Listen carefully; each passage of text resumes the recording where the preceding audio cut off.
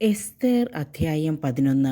മെർദെക്കായുടെ സ്വപ്നം. മഹാനായ അഹസ്വേരുസിൻ്റെ 2-ാം ഭരണവർഷം നീസാൻ മാസം 1-ാം തീയതി ജായിറിൻ്റെ മകൻ മെർദെക്കായി ഒരു സ്വപ്നം കണ്ടു.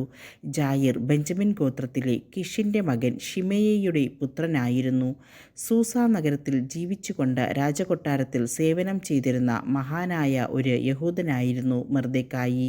ബാബിലോൺ രാജാവായ നബൂഖദ്നേസർ യൂദാ രാജാവായ യെക്കൊനിയായോടൊപ്പം ജെറുസലേമിൽ നിന്ന് കൊണ്ടുപോന്ന തടവുകാരിൽ ഒരുവനായിരുന്നു അവൻ.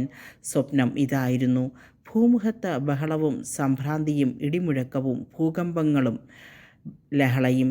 2 ഭീകരസത്വങ്ങൾ പൊരുതാൻ ഒരുങ്ങി മുന്നോട്ടു വന്നു. അവ അതിഭയങ്കരമായി അലറിക്കൊണ്ടിരുന്നു.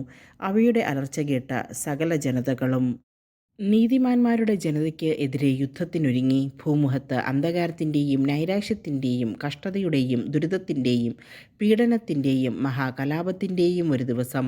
നീതിമാന്മാരുടെ ജനത മുഴുവൻ കഷ്ടതയിലായി. തങ്ങളെ ഭീഷണിപ്പെടുത്തുന്ന ദുഷ്ടതകളെ അവർ ഭയപ്പെട്ടു. നശിക്കാൻ അവർ തയ്യാറായി. അപ്പോൾ അവർ ദൈവത്തെ വിളിച്ചു. അവരുടെ കരച്ചിലിൽ നിന്ന് ചെറിയ ഉറവയിൽ നിന്നെന്ന പോലെ ധാരാളം ജലമുള്ള ഒരു മഹാനദിയുണ്ടായി. പ്രകാശം വന്നു, സൂര്യൻ ഉദിച്ചുയർന്നു. എളിയവർ ഉയർത്തപ്പെട്ടു, ഉന്നതർ നശിപ്പിക്കപ്പെട്ടു.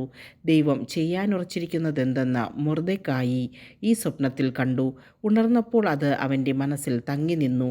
അത് എല്ലാ വിശദാംശങ്ങളോടും കൂടെ ഗ്രഹിക്കാൻ അവൻ ദിവസം മുഴുവൻ ശ്രമിച്ചു.